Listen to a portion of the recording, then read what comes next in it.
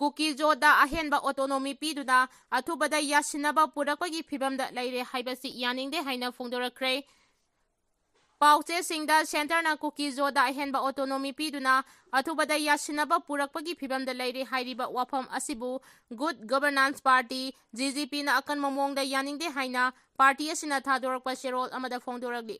Cherol asina hai ahenba autonomy hairibasi karamba makhalgi autonomy no haiba India lengakna fresh khudangda sengdorakadabane natrabadi Maidik pidagi maijaubi olakane maruoina misimina nangduna leiriba miyoi khudingmaki thamoida chakduna leiriba makhai asi chakpa hengalakane maruoina IDP sing asi phawba mayumda hanjinma ngamdringai chairak asida separate administration pigane haibasti mangda mangra tanba oina thokane hatu semliba Frontier Nagaland Territorial Authority asibo center gi khujil thorang makhadane masigi model da Manipur bu maset ahum thokna Kuki Meitei Naga Thugainaba Thausil Thorangni Hairiba Sina Asuma Oina Lauthoraklabadi Good Governance Party na Manipur miyam galoinana pre-merger status politically takane maram asina maira paibi luk khudingmag mahairoi luk khudingmag lomi sinmi luk khudingmag intellectual khudingmag Manipurda khundaminari ba furuk khudingmag amasung Manipurda leiriba political party khudingmag apunba wakhal lingjal amakhaki makhada makhata na tholakpada punna thengnaminaba mathau tai haida cherol asina makhata na phongdoragli. Litanda Kuki Naga anigi marakta thokliba irang asi athuba matamda peace talk tawduna losinhanbiyo haina MSA na su phongdoragli. Minority community Kuki Naga anigi marakta haudik tholiba irang asi athubada peace talk tawduna losinhanbiyo haina Minority Student Association MSA Manipur na appeal tawragli. MSA Manipur gi General Secretary C. Hais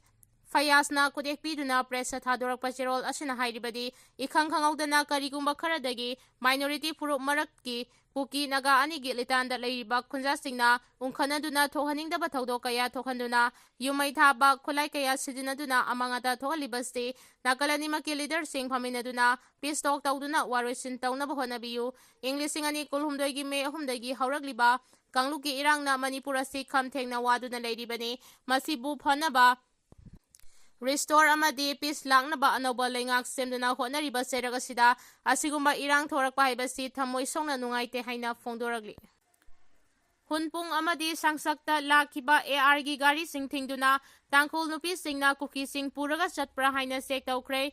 Thasigi taret ki numidangdagi Ukhrul district ki litanda Kuki amasung Naga purup anigi marakta thoragliba khana chainabagi thaudok matung khoisaunaraba tangkhul Naga singna hunpung amasung sangsakta lakiba Assam Rifle ki kangbu lambi thatuna athingba pikre loinana tangkhul gi nupi singna Assam Rifle ki gari sing khamduna Kuki sing puraga chatpra haina sek tawbagi thabak su sathakre. Oiragliba ungkhanabagi phebam asigi matangda Deputy Chief Minister Losi Dikho yauna thasigi mapanda litanda chatuna Nagalanigi miyoi singa wari sanaduna mugnari badu loisinana ba honaringai cherakta numit adumakta da khulai paiba maselgi marakta akan mamongda Nongmei Kapnaba thaudok thokibane masigi matungda ngarang sumakhata na yumai thaba masung Nongmei Kapnabagi thaudok thoki Nagalani maki marakta Nongmei Kapnarakpa asina maram oiduna litanda leiba Kuki sing Mongko sepuda amadi Naga singna lengang singda lanjinaki hairi adumoinamak nungthilgi matamda irang adu khara nemtharaki hairi Jairagasida Central Force maruoina Indian Army amasung Assam Rifle ki kangbuna misang mikhai naiba thawong chathaki haina pendaba phongdoktuna tangkhul Nagagi miyoi singna ngasi sangsak fauraga lakpa Assam Rifle ki kangbu lambi thatuna athingba piduna chathankidre masigi mathakta hunpungda su tangkhul Naga singna Assam Rifle ki gari sing faduna Kuki sing puraga chatpra haina sek tawki adumoinamak ka hena pamdaba thodok sing thokpagi paudi leitre haudi solitan yauna tangkhul Naga amasung Kuki singna khundaminariba mafamda khara ungkhanabagi phibamdi adumak leiri hairi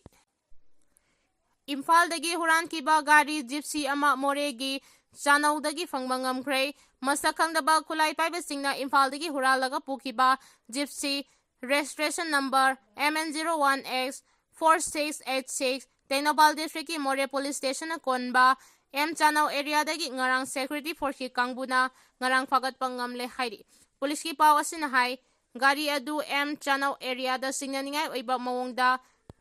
ꯂꯩꯔꯝꯕꯗꯒꯤ ꯄꯨꯂꯤꯁꯅ ꯂꯧꯈꯠꯈꯤꯕꯅꯤ꯫ ꯃꯈꯥ ꯇꯥꯅ ꯊꯤꯖꯤꯟꯕꯒꯤ ꯊꯕꯛ ꯆꯠꯊꯕꯗ ꯒꯥꯔꯤ ꯑꯗꯨ ꯏꯝꯐꯥꯜ ꯑꯦꯔꯤꯌꯥꯗꯒꯤ ꯃꯥꯡꯈꯤꯕꯒ ꯃꯔꯤ ꯂꯩꯅꯅ ꯏꯝꯐꯥꯜ ꯄꯨꯂꯤꯁ ꯁ꯭ꯇꯦꯁꯟꯅ ꯀꯦꯁ ꯂꯧꯈꯠꯈꯤꯕ ꯂꯩꯔꯕꯅꯤ ꯍꯥꯏꯔꯤ꯫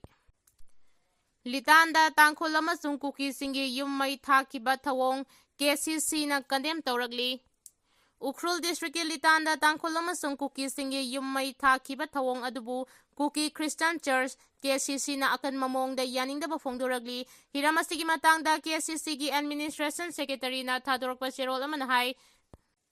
ꯖꯤꯁꯨ ꯈ꯭ꯔꯤꯁꯀꯤ ꯄꯥꯎꯇꯥꯛꯇ ꯍꯤꯡꯁꯥꯒꯤ ꯊꯕꯛ ꯊꯧꯔꯝꯁꯤꯡꯒꯤ ꯃꯐꯝ ꯑꯃꯠꯇ ꯌꯥꯎꯗꯦ꯫ ꯃꯔꯝ ꯑꯗꯨꯅ ꯇꯥꯡꯈꯨꯜ ꯑꯃꯗꯤ ꯀꯨꯀꯤꯁꯤꯡꯒꯤ ꯃꯤꯑꯣꯏꯁꯤꯡꯅ ꯈꯣꯡꯐꯝ ꯍꯟꯗꯣꯛꯅꯗꯨꯅ ꯃꯍꯧꯁꯥꯒꯤ ꯇꯪꯗꯨ ꯂꯩꯇꯥꯕ ꯐꯤꯚꯝ ꯄꯨꯔꯛꯅꯕ ꯍꯣꯠꯅꯃꯤꯟꯅꯁꯤ꯫ ꯗꯤꯁꯇ꯭ꯔꯤꯛ ꯑꯗꯨꯗ ꯂꯩꯔꯤꯕ ꯆꯔꯆꯀꯤ ꯂꯨꯆꯤꯡꯕ ꯁꯣꯁꯤꯌꯦꯜ ꯑꯣꯔꯒꯅꯥꯏꯖꯦꯁꯟ ꯄꯨꯝꯅꯃꯛꯅꯁꯨ ꯊꯣꯛꯂꯤꯕ ꯏꯔꯥꯡ ꯑꯁꯤꯒꯤ ꯋꯥꯔꯣꯏꯁꯤꯟ ꯑꯃ ꯑꯊꯨꯕ ꯃꯇꯝꯗ ꯄꯨꯔꯛꯅꯕ ꯍꯣꯠꯅꯕꯤꯌꯨ꯫ ꯂꯣꯏꯅꯅ ꯂꯩꯉꯥꯛꯀꯤ ꯃꯦꯁꯅꯔꯤꯁꯤꯡꯅꯁꯨ ꯏꯔꯥꯡ ꯊꯣꯛꯂꯤꯕ ꯃꯐꯝ ꯑꯗꯨꯗ ꯂꯣ ꯑꯦꯟ ꯑꯣꯔꯗꯔ ꯅꯤꯡꯊꯤꯅ ꯆꯂꯥꯏꯗꯨꯅ ꯅꯣꯔꯃꯦꯟꯁꯤ ꯂꯥꯛꯅꯕ ꯊꯧꯔꯥꯡ ꯂꯧꯈꯠꯄꯤꯌꯨ ꯍꯥꯏꯅ ꯆꯦꯔꯣꯜ ꯑꯁꯤꯅ ꯃꯈꯥ ꯇꯥꯔꯛꯂꯤ꯫ ꯆꯤꯐ ꯃꯤꯅꯤꯁꯇꯔ ꯈꯦꯝꯆꯥꯅ ꯖꯤꯔꯤꯕꯥꯝꯗ ꯆꯠꯇꯨꯅ IDPꯁꯤꯡ ꯍꯛꯊꯦꯡꯅꯅ ꯎꯅꯗꯨꯅ ꯋꯥꯔꯤ ꯁꯥꯅꯈ꯭ꯔꯦ꯫ ꯃꯍꯧꯁꯥꯒꯨꯝ ꯅꯨꯡꯁꯤ ꯆꯥꯟꯅꯅ ꯂꯩꯃꯤꯟꯅꯗꯨꯅ ꯆꯥꯎꯈꯠꯄ ꯃꯅꯤꯄꯨꯔ ꯑꯃ ꯑꯣꯏꯅꯕ ꯑꯃꯠꯇ ꯑꯣꯏꯅ ꯍꯣꯠꯅꯃꯤꯟꯅꯁꯤ ꯍꯥꯏꯅ CMꯅ ꯐꯣꯡꯗꯣꯔꯛꯈ꯭ꯔꯦ꯫ ꯆꯤꯐ ꯃꯤꯅꯤꯁꯇꯔ ꯌꯨꯝꯅꯥꯝ ꯈꯦꯝꯆꯥꯅ ꯂꯩꯉꯥꯛ ꯁꯥꯁꯟꯒꯤ ꯊꯕꯛ ꯄꯥꯏꯔꯛꯄꯗꯒꯤ ꯑꯍꯥꯟꯕ ꯑꯣꯏꯅ ꯉꯁꯤ ꯑꯌꯨꯛ ꯄꯨꯡ 10 ꯇꯥꯕ ꯃꯇꯝꯗ ꯍꯦꯂꯤꯀꯣꯞꯇꯔꯗ ꯖꯤꯔꯤꯕꯥꯝꯗ ꯈꯣꯡꯗꯥꯈ꯭ꯔꯦ꯫ ꯂꯣꯏꯅꯅ ꯖꯤꯔꯤꯕꯥꯝ ꯍꯥꯌꯔ ꯁꯦꯀꯦꯟꯗꯔꯤꯗ ꯍꯥꯡꯗꯣꯛꯂꯤꯕ ꯔꯤꯂꯤꯐ ꯀꯦꯝꯞꯇ ꯆꯪꯖꯐꯝ ꯂꯧꯗꯨꯅ ꯂꯩꯔꯤꯕ IDPꯁꯤꯡ ꯍꯛꯊꯦꯡꯅꯅ ꯎꯅꯗꯨꯅ ꯋꯥꯔꯤ ꯁꯥꯅꯈꯤꯕꯒ ꯂꯣꯏꯅꯅ IDPꯁꯤꯡ ꯑꯊꯨꯕ ꯃꯇꯝꯗ ꯃꯁꯥ ꯃꯁꯥꯒꯤ ꯃꯌꯨꯝꯗ ꯍꯟꯖꯤꯜꯍꯟꯅꯕ ꯂꯩꯉꯥꯛꯅ ꯊꯕꯛ ꯊꯧꯔꯥꯡ ꯀꯌꯥ ꯄꯥꯏꯈꯠꯂꯤ꯫ ꯍꯧꯈꯤꯕꯅ ꯍꯧꯈ꯭ꯔꯕꯁꯨ ꯃꯍꯧꯁꯥꯒꯨꯝ ꯅꯨꯡꯁꯤ ꯆꯥꯟꯅꯅ ꯂꯩꯃꯤꯟꯅꯗꯨꯅ ꯆꯥꯎꯈꯠꯄ ꯖꯤꯔꯤꯕꯥꯝ ꯗꯤꯁꯇ꯭ꯔꯤꯛ ꯑꯃ ꯑꯣꯏꯅꯕ ꯑꯃꯠꯇ ꯑꯣꯏꯅ ꯍꯣꯠꯅꯃꯤꯟꯅꯁꯤ ꯍꯥꯏꯅ ꯐꯣꯡꯗꯣꯛꯈꯤ꯫ ꯆꯤꯐ ꯃꯤꯅꯤꯁꯇꯔꯒꯤ ꯈꯣꯡꯆꯠ ꯑꯗꯨ ꯉꯁꯤ ꯑꯌꯨꯛ ꯄꯨꯡ 10:30 ꯇꯥꯕ ꯃꯇꯝꯗ ꯖꯤꯔꯤꯕꯥꯝꯒꯤ ꯍꯦꯂꯤꯄꯦꯗꯇ ꯍꯦꯂꯤꯀꯣꯞꯇꯔ ꯑꯗꯨ ꯇꯥꯔꯕ ꯃꯇꯨꯡꯗ ꯖꯤꯔꯤꯕꯥꯝꯗ ꯂꯩꯔꯤꯕ PWD ꯒꯦꯠ ꯍꯥꯎꯁꯇ ꯊꯨꯡꯈꯤ꯫ ꯃꯐꯝ ꯑꯗꯨꯗ BJPꯒꯤ ꯂꯨꯆꯤꯡꯕ ꯗꯤꯟ ꯗꯌꯥꯜꯒꯤ ꯃꯐꯝꯗ ꯂꯩꯁꯨ ꯀꯠꯇꯨꯅ ꯏꯀꯥꯏ ꯈꯨꯝꯅꯕ ꯎꯠꯈꯤ꯫ ꯂꯩꯁꯨ ꯀꯠꯇꯨꯅ ꯏꯀꯥꯏ ꯈꯨꯝꯅꯕ ꯑꯗꯨꯗ ꯖꯤꯔꯤꯕꯥꯝ ACꯒꯤ MLA ꯑꯁꯐꯎꯗꯤꯟ, ꯖꯤꯔꯤꯕꯥꯝ ꯗꯤꯁꯇ꯭ꯔꯤꯛꯀꯤ DC ꯑꯃꯗꯤ ꯂꯩꯉꯥꯛꯀꯤ ꯑꯇꯩ ꯃꯀꯣꯛ ꯊꯣꯡꯕ ꯑꯣꯐꯤꯁꯤꯌꯦꯜ ꯀꯌꯥꯁꯨ ꯁꯔꯨꯛ ꯌꯥꯈꯤ ꯍꯥꯏꯔꯤ꯫